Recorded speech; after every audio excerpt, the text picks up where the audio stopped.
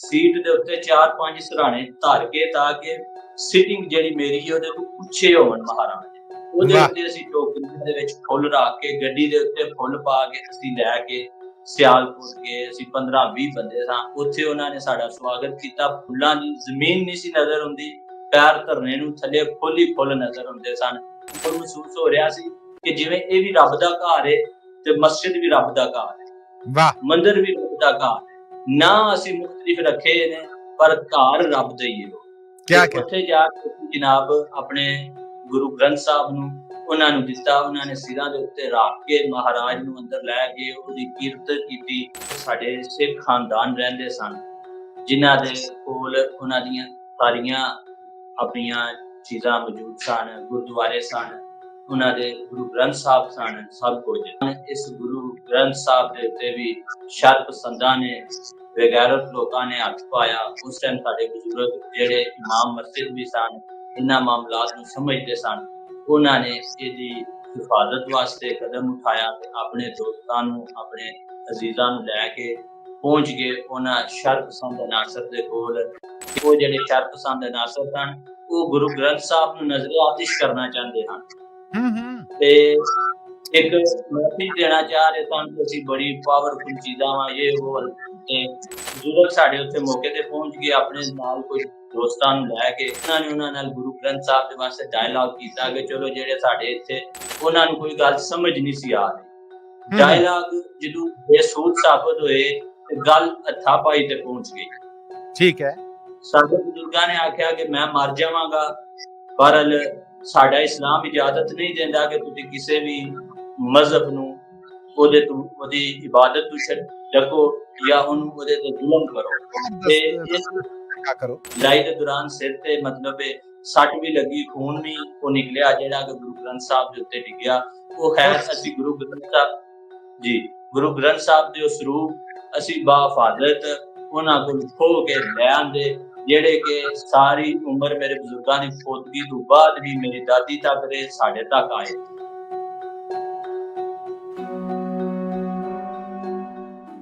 ਫਿਰ ਆਪ ਸਭ ਨੂੰ ਜੀ ਆਇਆਂ ਨੂੰ ਕਹਿੰਦੇ ਬੜਾ ਨਿੱਘਾ ਜਿਹਾ ਸਵਾਗਤ ਹੈ। ਜਿੱਦਾਂ ਕਿ ਵਾਅਦਾ ਸੀਗਾ ਕਿ ਅਸੀਂ ਤੁਹਾਨੂੰ ਲੈ ਚੱਲਾਂਗੇ ਲਹਿੰਦੇ ਪੰਜਾਬ ਪਾਕਿਸਤਾਨ, ਉੱਥੋਂ ਦੇ ਸ਼ਹਿਰ ਗੁਜਰਾਤ, ਜਿੱਥੋਂ ਸਾਡੇ ਨਾਲ ਉਸ ਪਰਿਵਾਰ ਦੇ ਅੱਜ ਦੀ ਪੀੜ੍ਹੀ ਚੋਂ ਇੱਕ ਜੀ ਸ਼ੱਬਰ ਹਾਸ਼ਮੀ ਹੋਣੇ ਨੇ ਜਿਹੜੇ ਉਹ ਮੌਜੂਦ ਹੋਣਗੇ, ਜਿਨ੍ਹਾਂ ਕੋਲੋਂ ਅਸੀਂ ਉਹ ਸਾਰੀ ਗੱਲਬਾਤ ਸੁਣਾਂਗੇ ਜਿਹੜੀ ਮੈਂ ਬ੍ਰੇਕ ਤੋਂ ਪਹਿਲੇ ਤੁਹਾਡੇ ਨਾਲ ਕਰ ਚੁੱਕਿਆ ਹਾਂ। ਸੋ ਇਸ ਵੇਲੇ ਤੁਸੀਂ ਰੇਡੀਓ ਸੈੱਟ ਦੇ ਨੇੜੇ ਹੋ ਜਾਓ, ਆਵਾਜ਼ ਖੋਲ ਲਓ। ਉਹ ਜਜ਼ਬਾਤੀ ਲਮਹੇ ਨੇ ਜਿਹੜੇ ਉਹ ਜਜ਼ਬਾਤੀ ਗੱਲਬਾਤ ਹੈ ਜਿਹੜੀ ਤੁਹਾਡੇ ਤੱਕ ਪਹੁੰਚਦੀ ਹੋ ਰਹੀ ਹੈ। ਆਪਣੇ ਸੁਣਨ ਵਾਲਿਆਂ ਨੂੰ, ਦੇਖਣ ਵਾਲਿਆਂ ਨੂੰ ਦੱਸਦਾ ਜਾਵਾਂ ਕਿ ਇਹ ਗੱਲਬਾਤ ਹੈ ਜਿਹੜੀ ਤੁਸੀਂ ਪੰਜਾਬੀ ਰੇਡੀਓ USA ਦੇ ਅਫੀਸ਼ੀਅਲ ਫੇਸਬੁੱਕ ਪੇਜ ਤੇ ਵੀਡੀਓ ਰਾਹੀਂ ਦੇਖ ਵੀ ਸਕਦੇ ਜੀ, ਔਰ ਸਾਡੇ YouTube ਚੈਨਲ ਤੇ ਜਾ ਕੇ ਉੱਥੇ ਵੀ ਇਹ ਦੇਖ ਸਕਦੇ ਜੀ। ਉਹ ਸਾਰੀਆਂ ਗਵਾਹੀਆਂ ਇਸ ਵੀਡੀਓ 'ਚ ਮੌਜੂਦ ਨੇ ਜਿਹੜਾ ਗੁਰੂ ਗ੍ਰੰਥ ਸਾਹਿਬ ਦਾ ਇਸ ਰੂਪ ਹੈ ਜਿਹੜਾ ਬਾਬੇ ਦੀ ਭੀੜ ਗੁਰੂ ਘਰ ਸਿਆਲਕੋਟ ਤੱਕ ਪਹੁੰਚਿਆ। ਸ਼ਬਰ ਹਾਸ਼ਮੀ ਸਾਹਿਬ, ਪਹਿਲਾਂ ਤੇ ਤੁਹਾਨੂੰ ਪੰਜਾਬੀ ਰੇਡੀਓ USA ਦੁਨੀਆ ਦੇ ਸਭ ਤੋਂ ਵੱਡੇ ਪੰਜਾਬੀ ਰੇਡੀਓ ਨੈਟਵਰਕ ਤੇ ਜੀ ਆਇਆਂ ਨੂੰ ਕਹਿੰਦੇ ਆ। अस्सलाम वालेकुम, welcome to the show, welcome to the program जी। ਵਾਲੇਕੁਮ ਅਸਲਾਮ ਅਲੀ ਸਾਹਿਬ, ਬੜੀ ਮਿਹਰਬਾਨੀ, ਸ਼ੁਕਰੀਆ ਸਰ। ਤੁਹਾਡਾ ਬਹੁਤ ਧੰਨਵਾਦ ਹੈ ਕਿ ਤੁਸੀਂ ਕੁਝ ਵਕਤ ਹੈ ਜਿਹੜਾ ਉਹ ਸਾਡੇ ਸੁਣਨ ਵਾਲਿਆਂ ਵਾਸਤੇ ਕੱਢਿਆ। ਸ਼ਬਰ ਹਾਸ਼ਮੀ ਸਾਹਿਬ, ਇਹ ਇੱਕ ਤਾਰੀਖੀ ਜਿਹੜਾ ਗੁਰੂ ਗ੍ਰੰਥ ਸਾਹਿਬ ਦਾ ਰੂਪ ਹੈ, ਜ਼ਰਾ ਇਹ ਦੱਸਣਾ ਕਿ ਇਹ ਤੁਹਾਡੇ ਪਰਿਵਾਰ ਕੋਲ ਕਿੱਦਾਂ ਆਇਆ ਔਰ ਫਿਰ ਇਹ ਮੰਜ਼ਰ ਤੇ ਕਿੱਦਾਂ ਆਇਆ? ਜੀ ਮੱਲੀ ਸਾਹਿਬ, ਤੁਹਾਨੂੰ ਪਤਾ ਹੈ ਕਿ ਜਦੋਂ ਤਕਸੀਮ ਦਾ ਇੱਕ ਦਰਦਨਾਕ ਵਾਕਿਆ ਪੇਸ਼ ਆਇਆ ਸੀ, ਜਦੋਂ ਪੰਜਾਬ ਦੇ ਦੋ ਟੋਟੇ ਕੀਤੇ ਗਏ ਤੇ ਜਦੋਂ ਸਾਡੇ ਪੰਜਾਬ ਨੂੰ ਖੋ ਕੇ ਅਲੱਗਾ ਕਰ ਦਿੱਤਾ ਗਿਆ, ਉਦੋਂ ਸਾਡੇ ਪਿੰਡ ਦੇ ਵਿੱਚ ਕੁਝ ਸਾਡੇ ਸਿੱਖ ਖਾਨਦਾਨ ਰਹਿੰਦੇ ਸਨ ਜਿਨ੍ਹਾਂ ਦੇ ਕੋਲ ਉਹਨਾਂ ਦੀਆਂ ਸਾਰੀਆਂ ਆਪਣੀਆਂ ਚੀਜ਼ਾਂ ਮੌਜੂਦ ਸਨ, ਗੁਰਦੁਆਰੇ ਸਨ, ਉਹਨਾਂ ਦੇ ਗੁਰੂ ਗ੍ਰੰਥ ਸਾਹਿਬ ਸਨ, ਸਭ ਕੁਝ।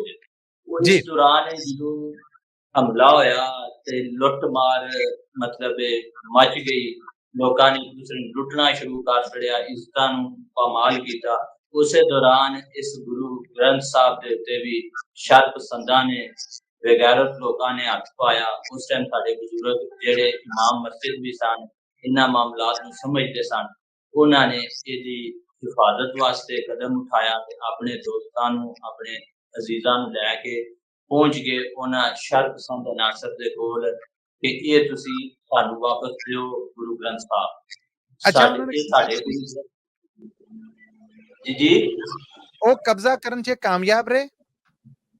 जी, वो कब्ज़ा कर चुके थे। उन्होंने मतलब ਜਿਹੜੇ ਦੂਸਰੇ ਗਰੀਬ ਲੋਕ ਸਨ ਉਹਨਾਂ ਨੂੰ ਮਾਰਿਆ, ਸਾਰਾ ਕੁਝ ਉਹਨਾਂ ਦੇ ਕੋਲੋਂ ਉਹਨਾਂ ਦੀਆਂ ਟੂਮਾਂ ਖੋਹ ਲਈਆਂ, ਉਹਨਾਂ ਕੋਲ ਜਿਹੜੇ ਕੋਈ ਪੈਸੇ ਸਨ ਉਹ ਖੋਹ ਲਏ ਤੇ ਫਿਰ ਮਤਲਬ ਇਹ ਮਜ਼ਹਬੀ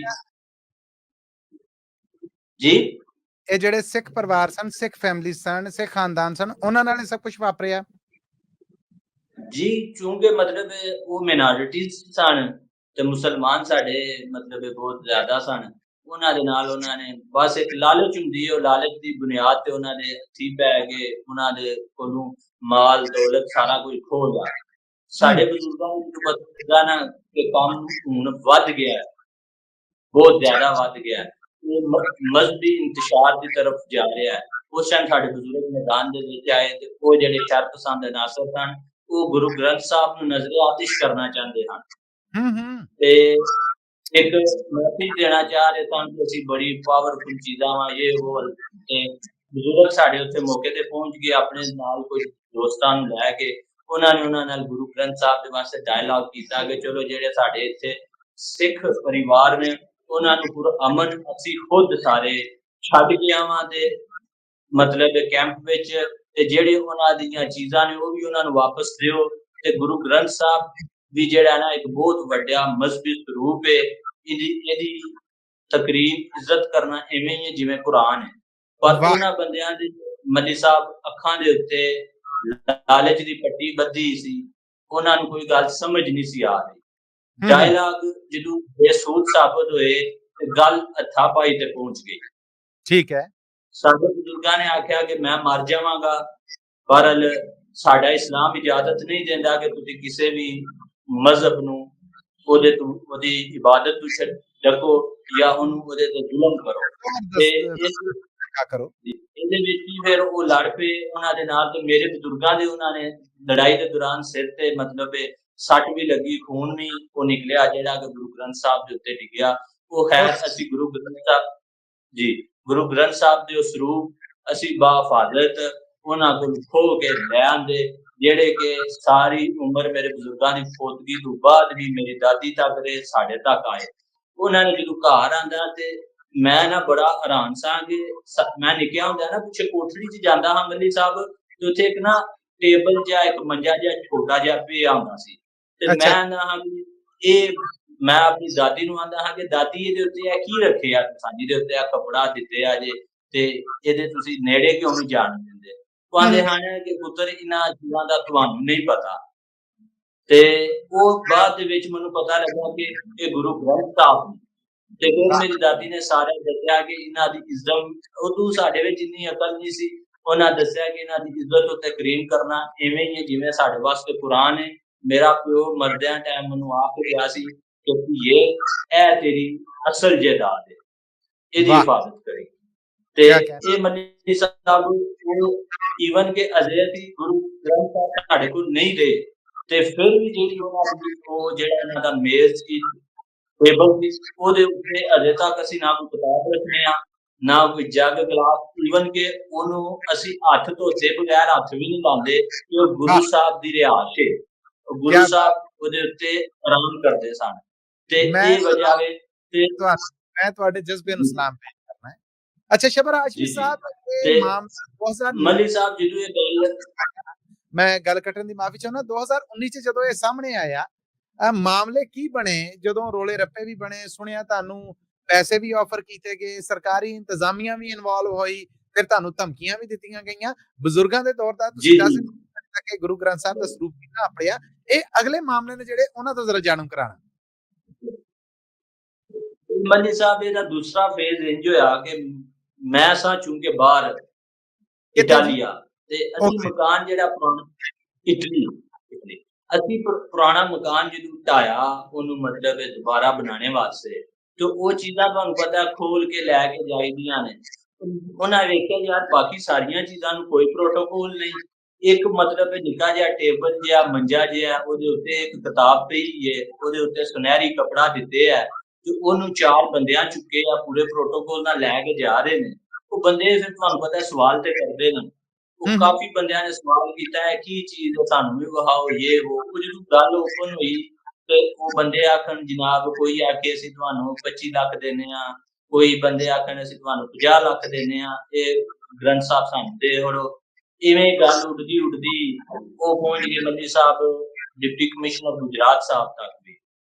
डीसी गुजरात साहब ने ਮੈਨੂੰ ਬੁਲਾਇਆ, ਉਹਨਾਂ ਆਖਿਆ ਜਨਾਬ ਅਸੀਂ ਇੱਥੇ ਬਣਾ ਰਹੇ ਹਾਂ ਇੱਕ ਮਿਊਜ਼ੀਅਮ ਤੇ ਤੁਸੀਂ ਇਹ ਗ੍ਰੰਥ ਸਾਹਿਬ ਜੀ ਗੁਜਰਾਤ ਵਿੱਚ ਤੁਸੀਂ ਇਹ ਗ੍ਰੰਥ ਸਾਹਿਬ ਦੇ ਜਿਹੜੇ ਸਰੂਪ ਨੇ ਇਹ ਸਾਨੂੰ ਦੇ ਛੱਡੋ, ਅਸੀਂ ਇੱਥੇ ਰੱਖਨੇ ਆ ਤੇ ਤੁਹਾਡੇ ਫੈਮਿਲੀ ਦਾ ਨਾਮ ਪਤਾ ਤੇ ਸਾਰਾ ਵਾਕਿਆ ਲਿਖ ਕੇ ਮਤਲਬ ਕਿੰਜ ਤੁਸੀਂ ਸੇਵ ਕੀਤਾ ਇੱਥੇ ਰੱਖਾਂਗੇ, ਰਹਿੰਦੀ ਦੁਨੀਆ ਤੱਕ ਰਹੇਗਾ ਇਹ ਤੇ ਅਸੀਂ ਆਖਿਆ ਜਨਾਬ ਇਹਦੇ ਪ੍ਰੋਟੋਕੋਲ ਨੇ ਤੁਸੀਂ ਨਹੀਂ ਪੂਰੇ ਕਰ ਸਕਦੇ ਡੀਸੀ ਸਾਹਿਬ, ਇਹਦੇ ਨਾਲ ਮੁਲਾਜ਼ਮ ਵੀ ਫਿਰ ਰੱਖਣਾ ਜੇ ਇੱਥੇ, ਇਹਨਾਂ ਨੂੰ ਸਰਦੀ ਗਰਮੀ ਸਾਰੇ ਦੇ ਪ੍ਰੋਟੋਕੋਲ ਪੂਰੇ ਕਰਨੇ ਜੇ ਤਾਂ ਡੀਸੀ ਸਾਹਿਬ ਬੜੇ ਪਰੇਸ਼ਾਨ ਹੋ ਗਏ, ਆਂਦੇ ਨੇ ਇਹ ਤੇ ਕਿਤਾਬ ਇਹਦੇ ਤੇ ਕੀ ਪ੍ਰੋਟੋਕੋਲ, ਮੈਂ ਕਿਹਾ ਸਾਡੀ ਤੁਸੀਂ ਇਹ ਨਹੀਂ ਰੱਖ ਸਕਦੇ, ਉਹਨਾਂ ਨਾਲ ਅਸੀਂ ਮਾਜ਼ਰਤ ਕਰਕੇ ਆ ਗਏ।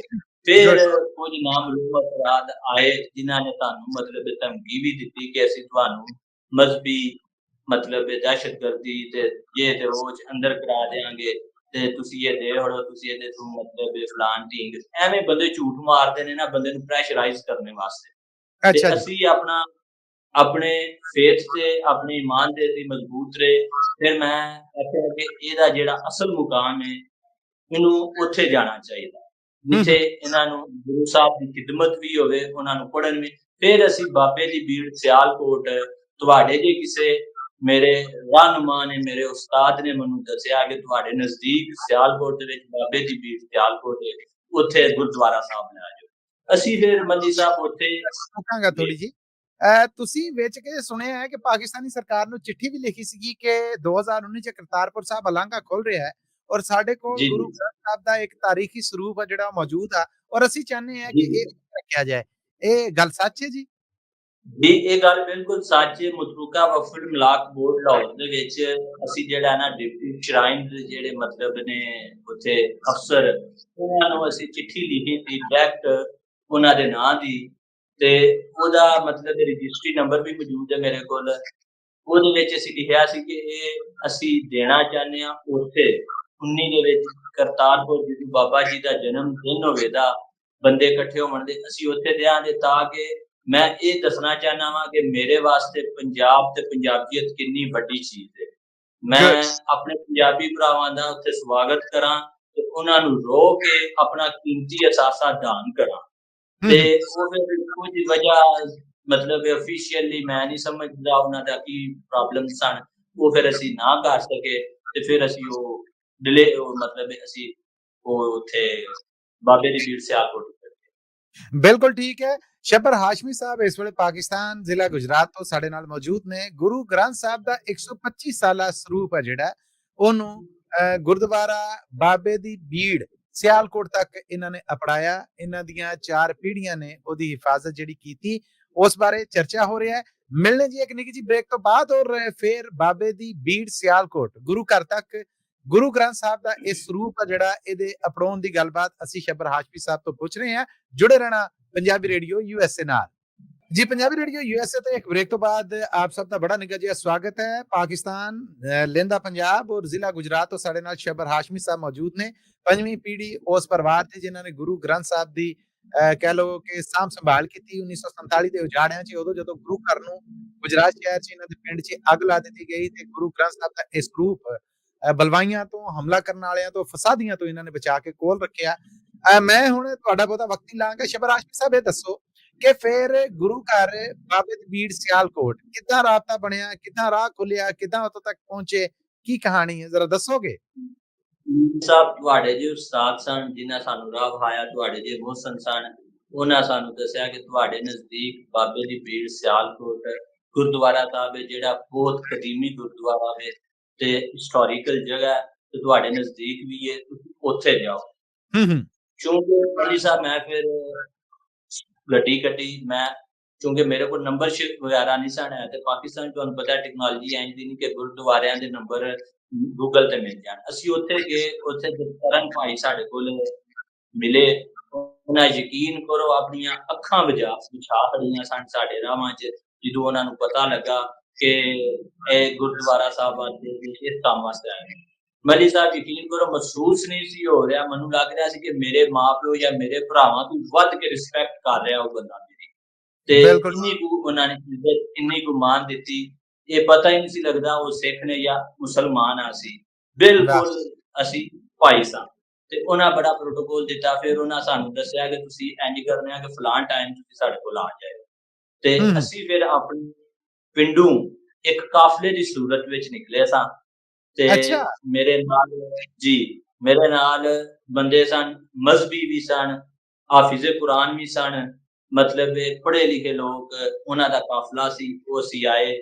ਅਸੀਂ ਏਡੀਆਂ-ਏਡੀਆਂ ਵੱਡੀਆਂ ਮਤਲਬ ਫੁੱਲਾਂ ਦੀਆਂ ਟੋਕਰੀਆਂ ਬਣਾਈਆਂ ਜਿਨ੍ਹਾਂ ਦੇ ਵਿੱਚ ਅਸੀਂ ਮਹਾਰਾਜ ਨੂੰ ਰੱਖਿਆ, ਉਹਨਾਂ ਨੂੰ ਪ੍ਰੋਟੋਕੋਲ ਦੇ ਨਾਲ ਏਸੀ ਵਿੱਚ ਲਾ ਕੇ ਗੱਡੀ ਦੇ ਅੱਗੇ ਰੱਖ ਕੇ ਉਸ ਗੱਡੀ 'ਚ ਕੋਈ ਬੰਦਾ ਵੀ ਨਹੀਂ ਬਿਠਾਇਆ।